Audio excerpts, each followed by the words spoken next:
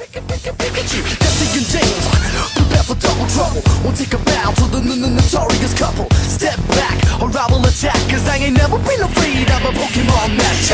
Hear the sound for the first round, and we're getting down, wanna stand by. Good morning, good afternoon, or good evening. Whatever it is, whenever you're listening, this is Pikapi Podcast, the show where we're going through every single episode of Pokemon to give it a second look, or a third, fourth, 15th, 27th. We don't judge here. It is Pikapi Podcast, and it is the 4th of July, so hopefully my neighbors will not set off any fireworks as I'm recording. So getting to the episode 13, Mystery at the Lighthouse. The narrator's opening line for this episode is, well, here's a familiar scene, meaning, yes, Ash, Brock, and Misty are lost again. I'm not sure, but it seems that this particular group spends a whole lot of time lost. I'm not sure if that's because they haven't got a Pokenav or a Poketech yet, or if they haven't figured out that Brock should be leading instead of Ash, or if the three of them together are just that directionally challenged. I'm fairly sure that if we did a tally, the Ash, Brock, Misty trio would probably average out most episodes spent lost per season than any other group. But we need to talk about the unidentified league badges in the background. While the narrator's doing his spiel, the background shows a bunch of gym badges, which isn't too remarkable until you realize that most of them, if not all of them, are the ones you can't get in the games. We don't know what they are. Likely, the animators were just having fun, as some of them look like women's signs, but this gives us a chance to talk about Kanto's gym system and why it's a mess. In fact, a lot of things in Kanto are a mess, and this episode will probably show a bit of that too. So, Ash, without fail, always collects all the badges that are in the games, every region. However, as we've seen from this opening shot, there are other badges available, and he's run into trainers who have caught other badges. As we learned from AJ in episode 8, unofficial gyms and their badges do not qualify you for the Pokemon League. But as long as the gyms are official, it doesn't seem to matter which 8 badges you get. Which makes sense when you think that nobody was defeating Sabrina there for a while, and nobody could even find Blaine's gym, yet people were still able to compete at Indigo. So the anime suggests that there are other official gyms than the ones in the games, and at other locations. Probably the most memorable is, Gary, there are 8 badges and I caught 10, Oak. Gary, you can't have a podcast episode without mentioning my name, Oak. Who, yes, only needed 8 badges to compete and he decided to just go get 10. Good job, Gary.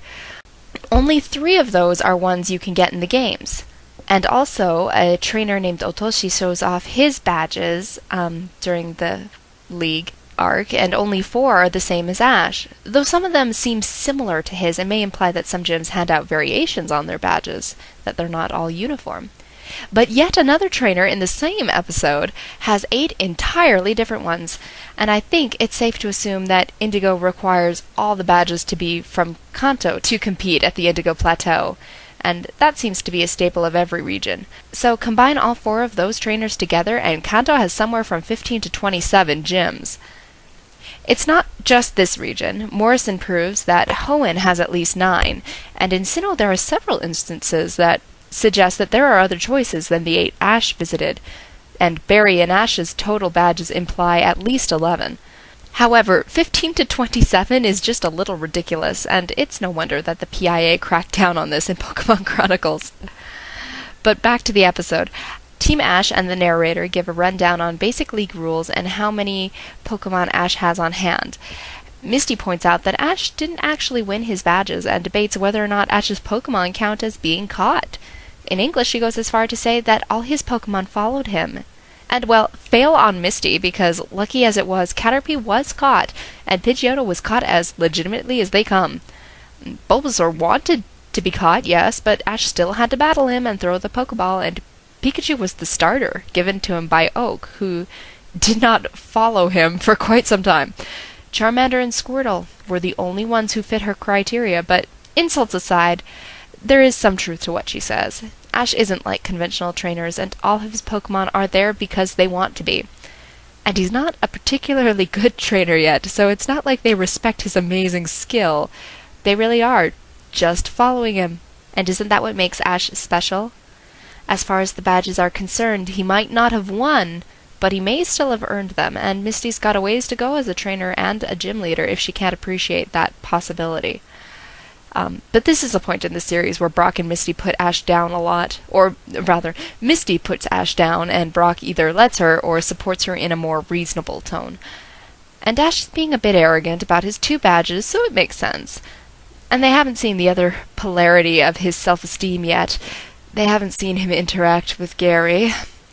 But Ash decides to prove himself and runs to the beach, trying to catch a Pokemon, and finds Crappy.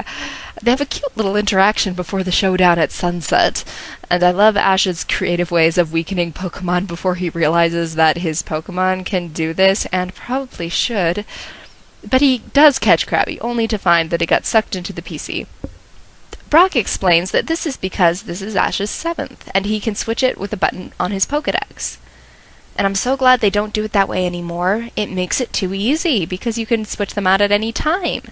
Now Ash has to go into town, find a phone or a computer, and contact Professor Oak. I feel that that is much more logical, and closer to the games. You know, if we can't catch a break and switch our Pokemon in the field, then Ash shouldn't be able to either. I also like how they're doing the Pokeballs now, how they don't just vanish like Krabby's did, but they just refuse to respond once Ash has caught his limit. But Ash doesn't want to switch out his Pokemon, obviously not having properly thought about this Pokemon journey thing. But it makes sense with Ash's training ethic. He's always going on about, we caught a new friend, let's catch more friends, etc. So it makes sense that he wouldn't want them to always be coming and going, but here he can spend time with them and get to know them. After all, the humans in his life do enough of that coming and going thing. Dad. But Ash is a little worried about Krabby getting sent to Oak, as Oak is very odd and absent-minded sometimes, and Ash seems to suspect that he might eat Krabby, so the group starts trying to find a phone, so Ash can call and check on him, so Misty can find a bed and not have to camp out anymore, and Brock can figure out where the heck they are. Different priorities, same goal, and they find a lighthouse. Look at the Pokemon on the lighthouse door for a minute. There's a lot of engravings, including one that should in no way be on there. I'm talking about Mewtwo. The only people who should know about that one are the Team Rocket scientists on New Island. What does this mean? Does this lighthouse guy know something he shouldn't? How did he find out? Did he once work for Team Rocket? Was he a spy? Questions? I want answers.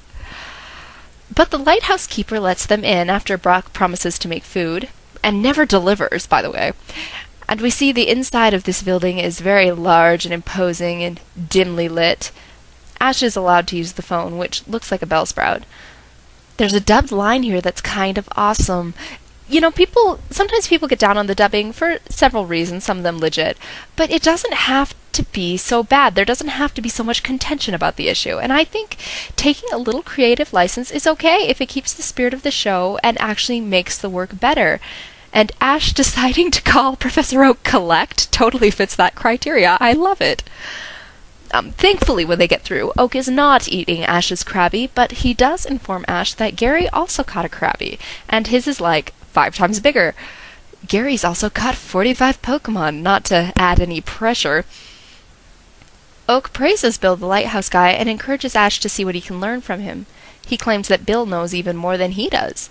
I think that's just a figure of speech, though, being polite, though Bill clearly knows a thing or two if he knows about Mewtwo. And then they might know more about different things. Their specialities are in different fields. Bill shows up, stuck in a Kabuto costume, and seriously, I thought for a minute they were going to pull the genetic splicing thing they did in the games. Nice little fake out there. Bill is kind of an interesting guy. He's got a slightly annoying voice, one that will go down in infamy now that it's been mentioned on the 4th movie commentary. Interesting, though, in the games, Bill speaks in Kansai-ben, which is the same dialect that the characters in Goldenrod City and Johto speak in. Johto is kind of hinted to be the Kansai to Kanto, so it suggests that Bill could originally be from Johto, as some of his family is proven to be from Goldenrod in the games. You never know, that might be why they gave him that accent in the English dub, come to think of it, because he had one in Japanese, and if he's from somewhere else, that's kind of important to his character. And for a guy we never see again in the anime, we know a lot about him, mostly courtesy of Pokemaniac Brent from the Generation 2 games and all his calls with Bill trivia. I think we know more about him than Ash sometimes. Meanwhile, Team Rocket is off being bad guys. We could take the road or risk our lives climbing the cliffs. We're the bad guys. It's gotta be the cliffs. And they do their motto in traditional wear, which is a nice treat. But back to Bill. After he doffs the costume, they start talking extinct Pokemon, and Bill says that there are over 150 known species of Pokemon. Yes, there are over 150. He has a freaking Mewtwo on his door. Of course, those are indigenous to Kanto, and there are other regions with other species. Why do they not mention this? Ignoring the obvious reason that the Generation 2 and beyond games weren't released yet, I would postulate that the communication between the academic community in Kanto right now is a mess. You see evidence of this all the time. One scientist knows one thing that the other doesn't. One scientist claims this is a new discovery. The next episode, Oak's Pokedex shows it knew something about it all along. But when you have scientists like Seymour running off to live with the Clefairy and Bill holed up in a lighthouse, it's not too hard to think that maybe they don't all sit around and compare notes as much as they should. Oak does. Oak's pretty good with visiting people from other regions, but some of these others, man. That, and we'll see as the series progresses that Team Rocket agents are freaking everywhere, including the Pokemon Institute, and that may or may not add to the confusion. Certainly, they're going to be the ones discovering things, and then hiding things, and then lying about things in the name of the crime syndicate. But another big reason it might not have gotten mentioned, Ash has never been out of his hometown before, has never been to another region, has never even heard of the other regions. Shooty implies that he thinks all people from Kanto are Hicks. Pallet Town, yes, but the rest of Kanto, it's supposed to be Tokyo area, you don't get much more non-Hick in Japan. So maybe, that's also typical of several other beginning trainers, that they're, not really that familiar with the rest of the world. And, Ash is only 10. How much geography could he possibly have studied? In this scene, it's blowing his mind that there are 150 Pokemon. Imagine telling him that there are thousands, all indigenous to different parts of the world. He'd just nerdgasm and pass out. And Bill gives the qualifier that these are only the ones we know about here, that there's still many, many more.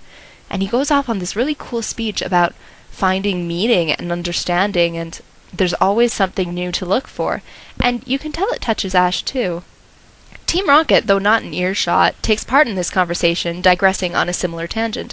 What's the meaning of it all? And it's not the first time or the last that they break off and look at their life and wax philosophical. Bill encourages Ash to keep catching Pokemon and learning about the world, but there's only one Pokemon Bill's looking for right now. Bill thinks it's the biggest Pokemon ever, that no one has ever seen it. And while I'm going to point out that there may be some discrepancy as to what Pokemon Bill thinks he's researching, either way, he's both right and wrong, and needs to get the heck out of that lighthouse and talk to some other scientists. But he has a thing for computers in the games, so I'm thinking he might have some otaku tendencies when it comes to socialization. Now listen to Bill's recording. Does this or does this not sound like Lugia? I actually first saw this episode with my truckload of siblings after seeing the second movie, so out of order, and all of us were flat out convinced it was Lugia.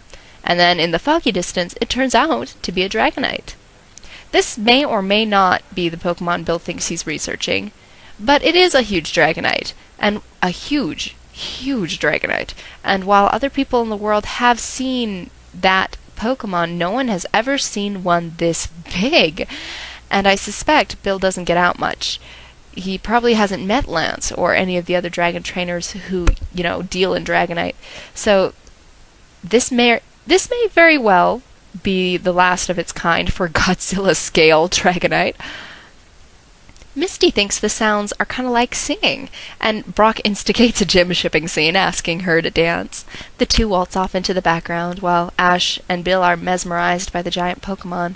Even Team Rocket is touched by the song, but not enough to give up their directive, and they fire their bazooka at the Dragonite, which causes it to get angry, and in defending itself, takes a swipe at the lighthouse. James is really interesting here, saying that he thinks what they're doing is wrong and he doesn't like it after Bill's pleading with the Dragonite. James is kind of the moral compass for Team Rocket. One that tends to point northeast instead of true north, but at least he's trying. But Jesse's running the show, and so it's a good thing when Dragonite whacks them with his tail and sends them blasting off again. After that, the Dragonite flees, and our heroes are left pondering this until the next morning, musing on what was, what they saw, why it left. Spot the cloud in the sky, it looks like a Dragonite. But even if everyone has different dreams and paths, the goals are all the same, to understand and bond with Pokemon. So, Ash heads out, continuing his journey of discovery. As Bill points out, Pokemon live in more ways and places than humans may ever learn. A nice episode, though I'm still disappointed it wasn't Lugia. Thank you for listening, though, and next episode, Wednesday, is going to be quite the shocker. Seriously, if you ever wanted to comment on a future episode, do it for this one. Episode 14, Vermilion Gym, Lieutenant Surge, Raichu. What's not to talk about?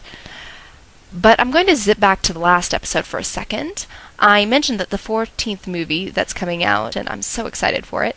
I still don't know how it's going to work, but I've been perusing Junichi Matsuda's blog, and he does talk a little bit about it. Not enough to clear it all up, but enough that my interest is even more spiked. I'll be linking to the blog in the show notes. The entry number is number 193, but check out the other posts, because there's a lot of comments and pictures from E3 in LA, and he kind of, I don't remember where this is, but somewhere in this blog he gives the rundown on the Masuda method of catching shiny Pokemon rather easily. This guy is such a geek, I love him. But if you don't know, Masuda-san is one of the founding members of Game Freak, and he's done a lot of game development and composition work for Pokemon. Apparently, he's composed 2 different sets of music for the 2 different movies releasing on the 16th. Gosh, how does that work? Someone tell me! And I mentioned that it was not fair that The Legend of Dratini didn't get aired. So I'm linking to this blog in bubblegarden.net. It'll be available in the show notes. dogasu.bubblegarden.net, where he has reviewed the episode and gone through a large, very, very comprehensive rundown on why the episode was banned, censorship laws, TV censors versus, the actual 4Kids censors and all these other things. Like, lots of things that I never thought about or, never really gave enough weight to. So peruse it and read it. It kind of, gives another side to the whole censorship issue and, why we, and kind of diffuses some of my rage. Like, I think everybody who kind of goes off into a blogging meta rant about, dubbing is evil and censorship is evil, blah, blah, blah, blah, blah. And, I think this could quell some of the rage. Not that it, says censorship's okay or anything, but it does kind of explain that it is a more complicated issue and you can't just hate 4Kids or just hate Michael Hegney or just hate America or something. That it is a bit more complicated, The people at 4Kids have, like, the directors of the Pokemon adaptation in the US have people breathing down their neck from higher up in the company of 4Kids, who have people breathing down their neck from the television stations, who have people breathing down their neck from their CEOs, who have people, us consumers who watch the show, breathing down their necks. It's all a very, very intricate, complicated thing. And if anything, it just makes me think that the world needs to be just a bit more understanding and possibly a lot more simple, because this is just too freaking complicated. It's a really fascinating page, and I really recommend that you go read it, so I'll be linking to that. But even if you don't go read any of these things I'm linking to, thank you so much for listening. This has been Pikapi Podcast, and if you would like to follow those links, or to comment on the blog, or check out screen caps, or follow us, or find a way to get to some of the previous episodes, you can do it several ways. First of all, we are on iTunes, and you can visit us there and subscribe and comment and rate us. Or you can visit our blog at www.pikapipodcast.blogspot.com, where not only will the episode be posted and you can listen to it, you can find the old episodes, and you will also find the links to Video Jug, where you can find the show notes, including these links that I'm to the various blogs where I got some information from, and screen caps, and some AMPs that I tend to make, the anime motivational posters, which may or may not be interesting to you. I find them fun to make. However you experience this podcast, by listening, by visiting, by commenting, thank you for listening. This has been Pikapi Podcast. Gotta catch 'em all. And happy 4th of July. Pokemon Z だぜ。そういう中水の中草の中森の中土の中雲の中のこのスタート